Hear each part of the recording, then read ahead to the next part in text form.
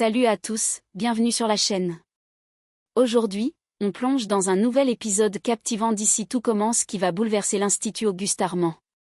Tessier s'absente? Marc Leroy prend le pouvoir et un élève cache un énorme secret. Entre tensions, rumeurs et changements inattendus, ce mois de février 2025 s'annonce explosif.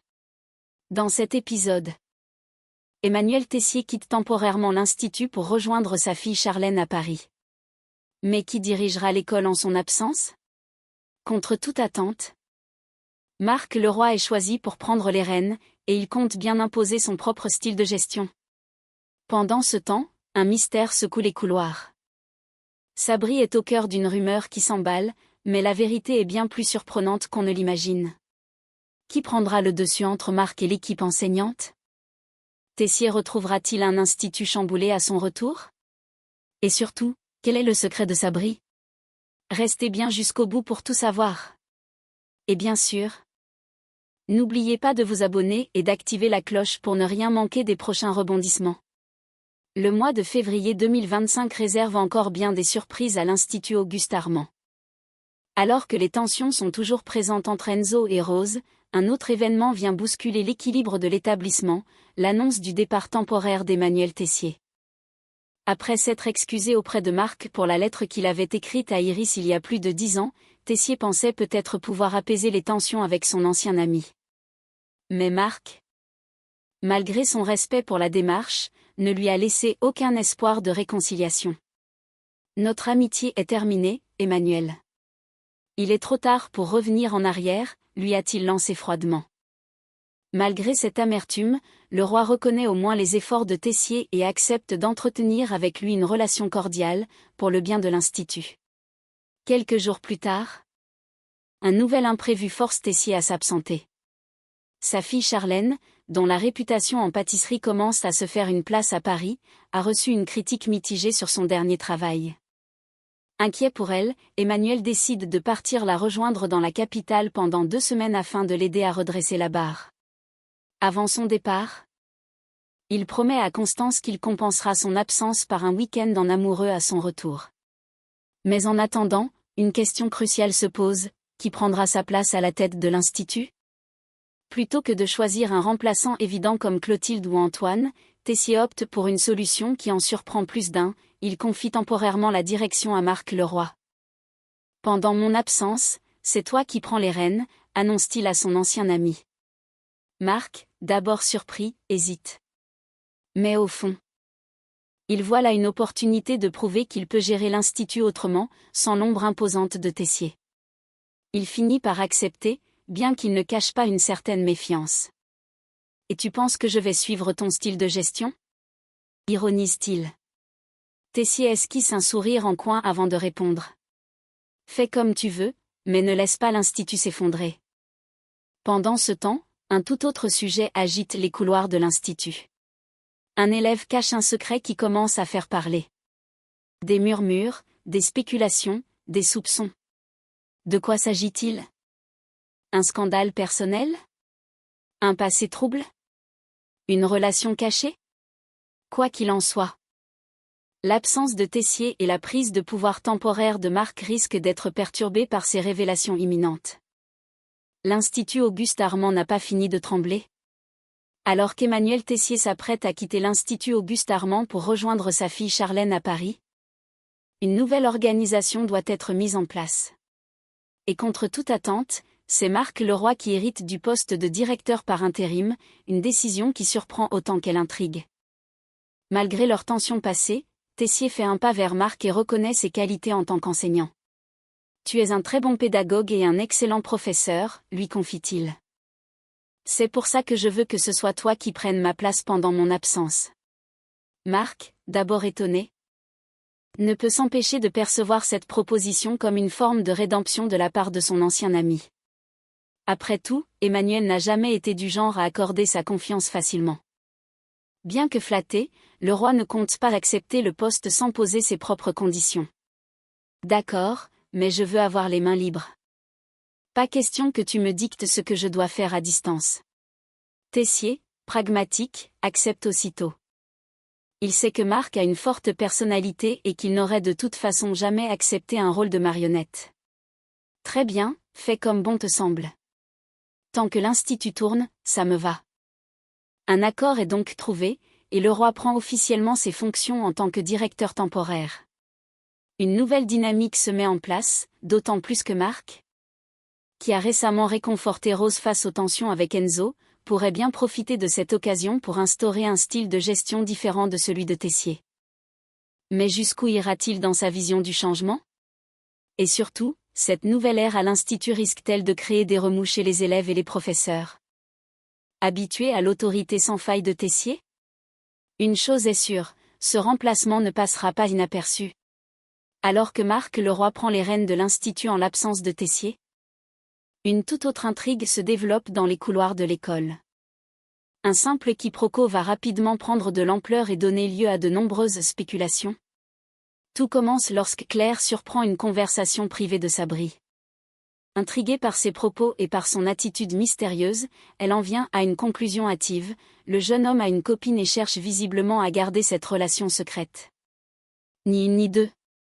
Elle décide d'en parler à Olivia, persuadée que cette dernière pourrait l'aider à en savoir plus. Curieuse et bienveillante, Olivia ne tarde pas à confronter son neveu pour clarifier la situation. Tu sais, Sabri, si tu as quelqu'un dans ta vie, tu n'as pas besoin de te cacher, lui dit-elle avec douceur. Si jamais tu veux de l'intimité, je peux même te laisser la maison quand tu en as besoin. Sabri, pris de court, ne comprend pas immédiatement où elle veut en venir. Il la regarde, surpris, avant de réaliser que Claire a du mal à interpréter sa conversation. « Attends. De quoi tu parles ?» demande-t-il, légèrement amusé. « Ne fais pas l'innocent. Claire t'a entendu parler ? Et elle est persuadée que tu as une copine, insiste Olivia. Un sourire en coin se dessine sur le visage de Sabri, mais il ne répond pas immédiatement, laissant planer un léger suspense. Pendant ce temps, au sein de l'institut, le bruit court rapidement. En cours, Matteo, qui a lui aussi remarqué l'attitude étrange de Sabri ces derniers jours, se persuade qu'il est en couple. Il en parle discrètement à Jude et Thelma. Je suis sûr qu'il est avec Élise, la seconde année. Ils se sont vus plusieurs fois ces derniers temps, et il y a clairement quelque chose entre eux, affirme-t-il avec conviction. Thelma, sceptique, hausse un sourcil. Tu en es certain? Ou c'est juste ton imagination? Je les ai vus ensemble près du foyer hier. Et il avait l'air super nerveux quand il lui parlait. Insiste Matteo. Les spéculations vont bon train, et chacun semble avoir sa propre version de l'histoire. Mais Sabri joue-t-il vraiment un double jeu? Ou s'agit-il simplement d'un énorme malentendu? Une chose est sûre. La vérité ne tardera pas à éclater, et elle risque d'être bien différente de ce que tout le monde imagine. Alors que les rumeurs sur la prétendue relation secrète de Sabri enflamment les couloirs de l'Institut, Matteo, de plus en plus convaincu que son ami cache quelque chose, décide de le confronter directement. Un soir, alors qu'il se retrouve seul à l'internat, Matteo n'y tient plus. Bon, Sabri, arrête de tourner autour du pot. Tout le monde parle de toi et de ta copine secrète. C'est qui? Élise? Quelqu'un d'autre? Face à l'insistance de son ami, Sabri finit par soupirer avant de lâcher la vérité. Une vérité à laquelle Matteo ne s'attendait pas du tout. J'ai pas de copine, Matteo. En fait, je parle à une intelligence artificielle. Quoi? S'étonne Matteo, abasourdi. Sabri lui explique alors qu'il utilise une IA conversationnelle, une sorte de chatbot avancé avec qui il échange quotidiennement. C'est un programme super bien conçu. Elle me parle comme une vraie personne, me comprend, me conseille. Je sais que ça peut paraître bizarre, mais c'est devenu un vrai truc pour moi. Une relation virtuelle, si on peut dire. Matteo. D'abord sceptique, essaie de comprendre. Donc tout ce temps, t'étais en train de flirter avec un logiciel? Sabri hausse les épaules, un peu gêné. Ouais. Et franchement, je me suis pris au jeu. C'était facile, sans prise de tête. Mais je pense que ça suffit. J'ai fait le tour. Le lendemain, Sabri confie à Mathéo qu'il songe sérieusement à arrêter cette relation virtuelle. C'était fun, mais au bout d'un moment, ça reste une illusion.